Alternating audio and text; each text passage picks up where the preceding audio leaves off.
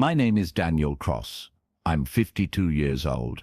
If you asked anyone in my family 10 years ago, they'd probably tell you I was the one who never quite made it. I wasn't the brother with the big house or the newest car. I wasn't the one flashing success on holidays. I lived quietly, kept my head down, and worked on projects no one seemed to understand. My life didn't fit the neat, visible boxes my family respected, and that made me an easy target for their jokes. It was at my mother's 70th birthday party, when the cracks in our family facade showed themselves in full. My older brother Martin grinned at me over his champagne and said, "Can't even afford a car, huh, Danny?" His voice carried just loud enough for the cousins to hear, sparking a ripple of laughter. I just smiled and took a sip of my drink, because what Martin didn't know, what none of them knew, was that my modest life had been anything but stagnant. I had built something quietly over the last 15 years. No showboating, no announcements, no explaining my choices to people who had already decided I was a failure. While Martin was busy taking photos in front of rented cars, I was investing in assets that didn't need to be flaunted to exist. I had learned early on that the most dangerous thing you can give a small-minded person is the illusion that you're beneath them. It makes your silence feel like submission, and they will never see you coming. The moment came when the low thrum of rotor blades began to echo over the trees. At first, they thought it was coincidence, a helicopter passing overhead, but then it circled, lowered and landed directly on the back lawn. The laughter stopped. The champagne glasses froze halfway to mouth. My brother's smirk faltered, confusion replacing arrogance. I stood, adjusted my jacket, and with the same calm tone I'd used all night, I said, "My ride's here." It wasn't a performance, it wasn't spite, it was simply the truth. The pilot stepped out, waiting for me as though this had been a routine arrangement. My mother, bless her heart, looked from the helicopter to me with wide eyes, and then promptly fainted into my aunt's arms. As I walked toward the blades, my mind was calm, steady. This wasn't revenge in the way people imagine it, loud, messy, fueled by rage. This was years of quiet work, culminating in one undeniable truth. I had never been the failure they believed I was. I just hadn't needed their approval to succeed. Growing up, I had this unshakable belief that loyalty was the highest currency a man could hold. If you stood by your family, they'd stand by you. If you kept your word, others would keep theirs. It was a simple equation in my head, one I lived by for decades. But as I got older, I realized that loyalty is only as valuable as the people you give it to. Some see it as a treasure, others see it as a leash. I had been there for Martin more times than I could count. When his first marriage fell apart, I was the one who helped him move out, even though I was working double shifts at the time. When his business nearly collapsed, I dipped into my savings to bail him out, a fact I never told anyone, not even our parents. I thought that kind of quiet sacrifice built bonds that couldn't be broken. But bonds built on one-sided loyalty are more like chains. They hold you in place while the other person moves freely. Looking back, the signs were always there. The little digs during family dinners, the jokes about my old pickup truck, the way my successes were either ignored or twisted into something small. I brushed them off as sibling teasing, but they weren't jokes. They were rehearsals, small rehearsals for the bigger insults that would come later. And because I never defended myself, they learned there was no cost to belittling me.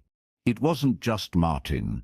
The rest of the family followed his lead in subtle ways.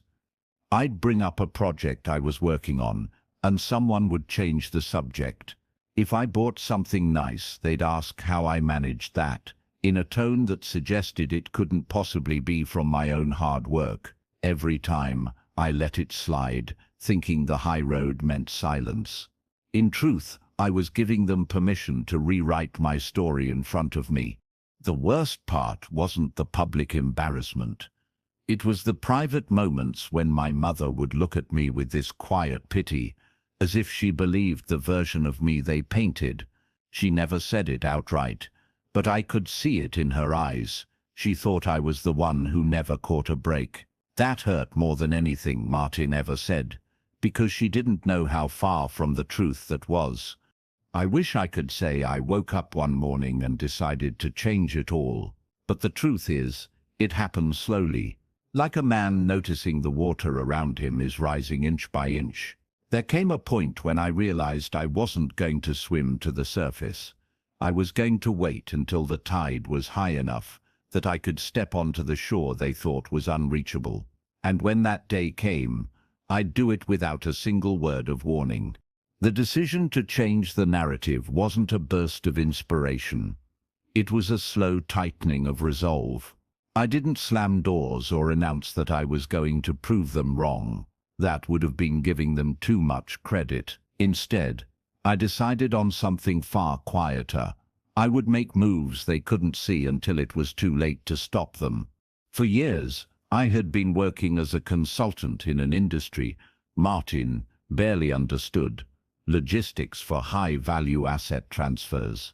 It wasn't glamorous to outsiders, but the work paid well and opened doors into networks most people didn't know existed. I'd saved and invested with discipline, focusing on tangible assets, land, equipment, and a small portfolio of commercial properties. None of it was in my name directly. Everything was layered through partnerships and trusts.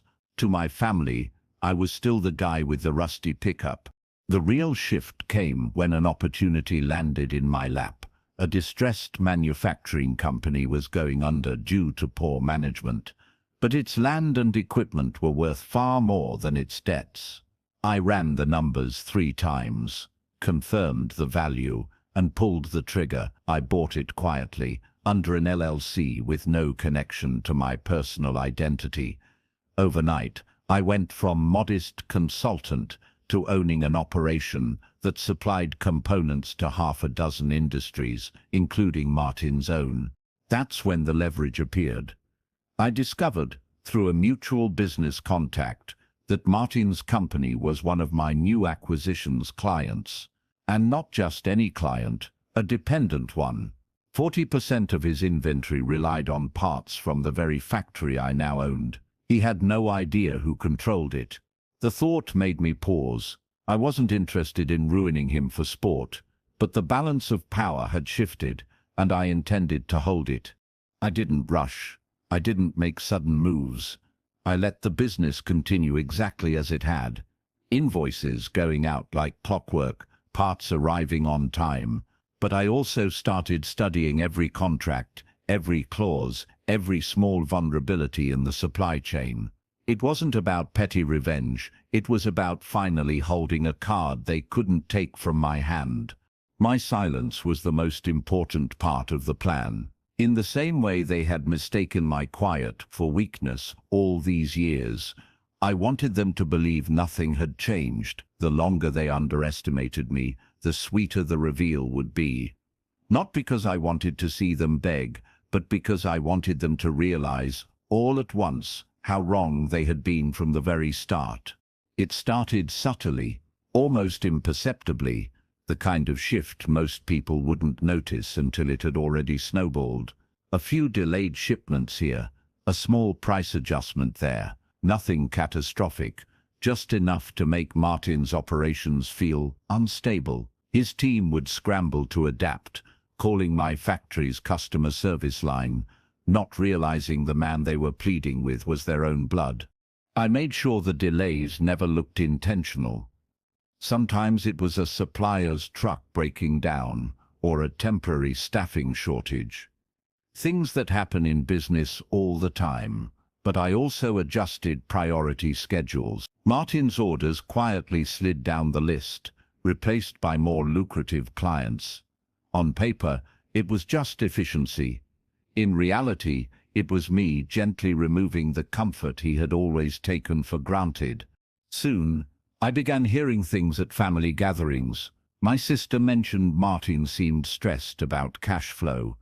A cousin said his company was facing some supply issues and that he'd been working weekends to keep up. I kept my reactions measured, a small nod, maybe a sympathetic frown, never offering advice, never showing interest. The less I spoke, the more they filled in the blanks themselves. By month 4, his suppliers, including me, raised prices in response to industry-wide cost increases. Martin's margins shrank. His temper flared more often. He began cutting corners on quality to keep his profit levels stable. I knew that was the first crack in the foundation. Once a business starts making desperate decisions, the slow collapse begins. The beauty of it was that I never had to confront him directly. There was no scene, no dramatic accusation, no satisfying moment of shouting him down. Instead, I was a ghost in his life, unseen, unheard, but present in every problem he faced. Every time he opened a late shipment notice, every time he recalculated his shrinking profits, my presence was there, not as an enemy, but as an invisible weight pressing steadily against him. And through it all, I kept working on my own projects, growing the business, diversifying my investments. Because this wasn't just about dismantling his arrogance, it was about securing my own future, so thoroughly that even if they never apologized, their opinions would no longer matter. The victory wasn't in breaking him, it was in building a life so far beyond his reach that he could never touch it again. By the end of the year, Martin's confident stride had become something else entirely, a hurried, restless pace that gave away more than he realized. The man who once spoke loudly about making moves now avoided specifics in conversation. I heard through a mutual acquaintance that he had begun selling off assets to keep his business afloat. To anyone else, it might have looked like a temporary setback, but I knew the numbers. I knew it was the beginning of the end. His calls to the factory became more frequent, more urgent. He didn't know he was speaking to my operations team, or that every frustrated email eventually crossed my desk. I instructed my staff to treat him no differently than any other client, polite, professional, but never offering special treatment. Every interaction was another reminder to him that the world doesn't bend for your comfort, no matter how important you think you are. The real breaking point came when one of his biggest contracts pulled out, citing unreliable supply lines. It wasn't entirely my doing. Martin had made his own mistakes, but my quiet adjustments had played their part. Watching from a distance, I realized something profound. The most effective revenge isn't an explosion. It's erosion. It's the slow wearing down of the ground someone thinks will hold forever. I saw him at a small family gathering shortly after. He looked thinner, older, his once polished shoes scuffed. He made no jokes at my expense this time. In fact, he barely looked at me at all. There was no apology, no acknowledgement, just the quiet absence of the man who once stood so tall. And strangely, that was enough. I didn't need his words. The silence was louder than anything he could have said. The rest of the family still didn't know the full truth. To them, I was just doing well for myself these days, though they couldn't quite figure out how. I liked it that way. There was a kind of power in being the unknown variable in their neat little story. They didn't need to know that every time Martin stumbled, he was brushing against the edges of my influence. It would have been easy to push further, to crush what was left of his business entirely, but I didn't. I wasn't interested in leaving wreckage behind me. I wanted distance. I wanted to walk away from the game, knowing I had played it on my own terms, without lowering myself to the level they had once dragged me toward. In the quiet after Martin's decline began, I started to see my own life more clearly. For years, my focus had been on proving something to my family, to him, maybe even to myself. But now that the balance had shifted, I realized I no longer needed their recognition as fuel. My wins didn't have to be seen to be real. I had built something solid, something lasting, without their approval. And the truth of it was enough. There's a strange freedom in no longer being underestimated. Not because people suddenly start believing in you, but because their disbelief stops mattering. The weight of proving them wrong lifts, and you're left with a much lighter question. What do I want for myself now? That question became my compass in the months that followed. I poured more energy into the factory, not as a weapon against Martin, but as a foundation for my own life. We expanded into new product lines, brought in better leadership, and invested in training programs for the staff. For the first time in years, I felt like I was building without any shadow hanging over me.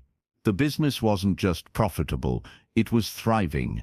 The funny thing was, my success didn't make the family warmer toward me overnight. Old narratives die hard. They were polite, yes, but I could sense the undercurrent of curiosity, even suspicion. They wanted to know how I had gone from struggling to self-sufficient, without them ever noticing the climb. I gave them nothing, no details, no explanations. Let them wonder. As for Martin, his pride wouldn't let him admit defeat, but I could tell he was treading water. He avoided direct conversations with me, and when we were in the same room, it was as if an unspoken truth sat between us, that I had changed the balance forever. I didn't need him to say it, I already knew. And in that quiet acknowledgement, I found something better than revenge: peace. The kind of peace that comes when you realize you've taken back control of your life so completely the past can't reach you anymore. Once the dust settled, I realized something. I had been playing my life too small, even in victory. Yes, I had turned the power dynamic with Martin on its head, but I was still measuring success against a yardstick they had handed me years ago. That had to change. I didn't just want to be doing better than Martin, I wanted a life that existed far beyond any comparison to them. I began surrounding myself with people whose values aligned with mine: visionaries, builders, quiet achievers who measured worth in integrity rather than noise.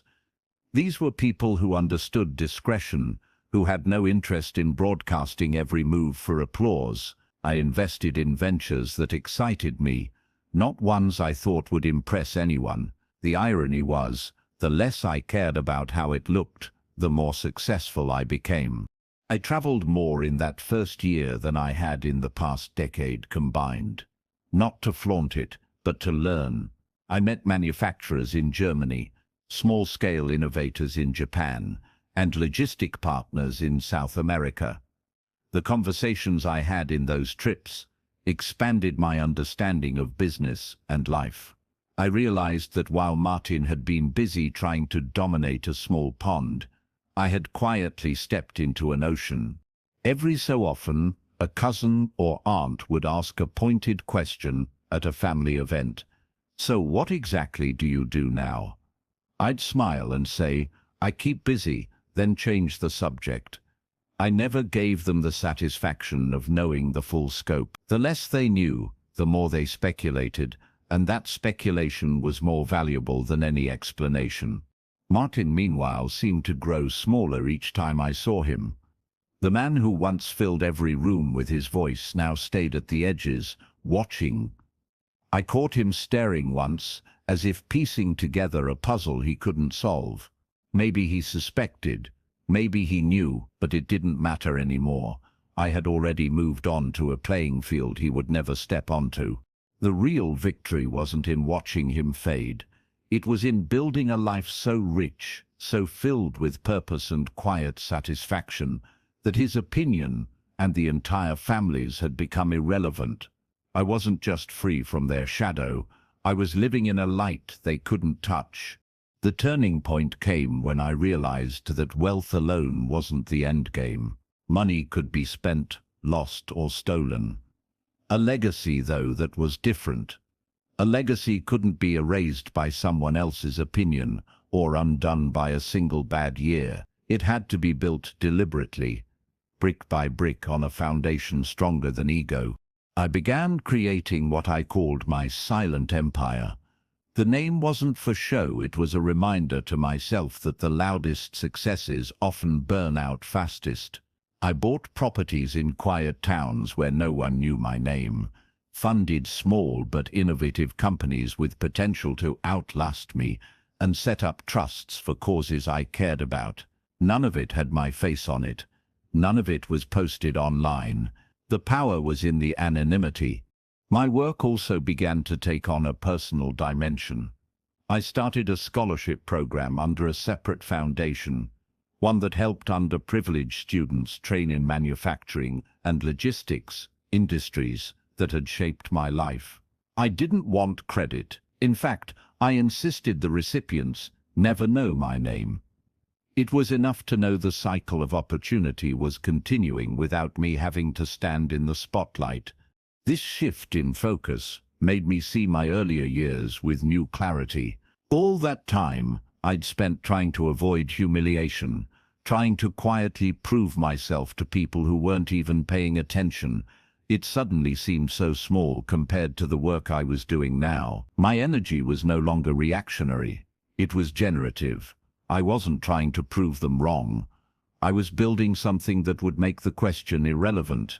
The irony was, the more I withdrew from the family narrative, the more magnetic I seemed to become in their eyes. They noticed the subtle changes, the calmness in my voice, the ease in my movements, the way I never flinched under their scrutiny anymore. That kind of confidence doesn't come from pretending.